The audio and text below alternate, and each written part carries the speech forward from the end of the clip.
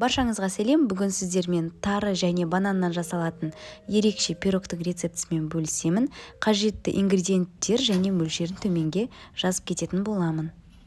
Ең алдымен құрғақ массаларды бір-біріне қосып, яғни ұн мен қопсытқышты бір-біріне қосып, жақсылап араластырып аламыз.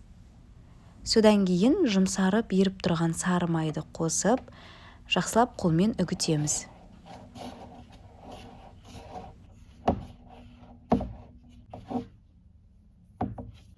Барлығын бастамас бұрын ең алдымен кішірек ыдысқа сүтімізді құйып, оны қатты қыздырып, тарыға құйып, тарымызды жібітіп қоямыз.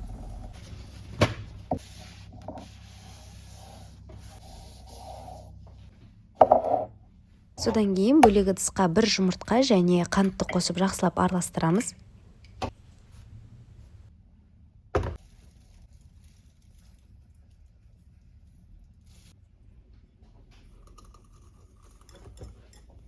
Қантымыз ергенше араластырдық. Содан кейін ұннан дайындаған массаға құйып, қамыр илейміз.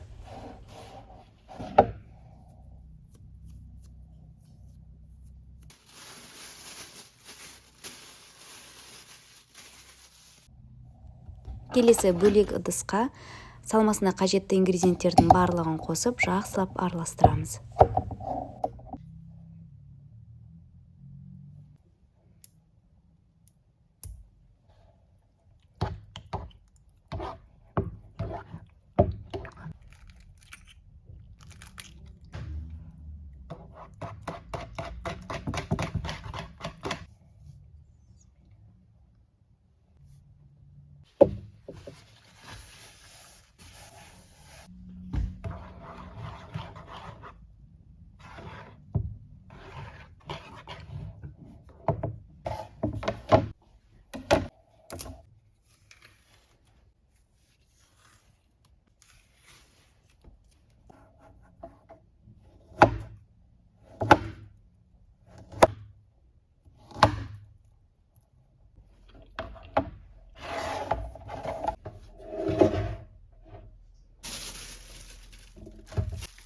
Келесі қамырымызды тоңазытқыштан шығарып, осылай формаға қырларын келтіріп, форма жасап аламыз.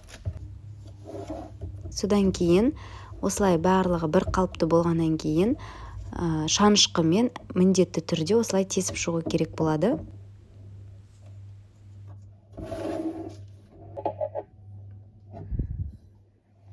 Келесі кезекте жібіп тұрған тарыны осылай ең астына салып шығамыз.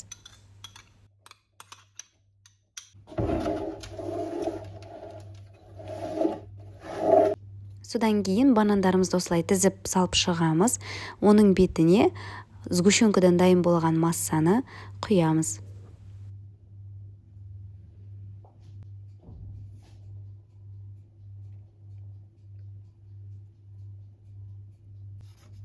Ең соңында осылай қырларын түзулеп шықсаңыз, пирог өте әдемі болып піседі. Қызып тұрған пеште 180 градусқа 40-50 минут шамасында пісіріп аламыз. Міне біздің пирогымыз дайын болды. Дайындап көріңіздер, өте дәмді болып шығады. Және менің каналыма тіркеліп, жақындарыңызбен бөлісе отырыңыз.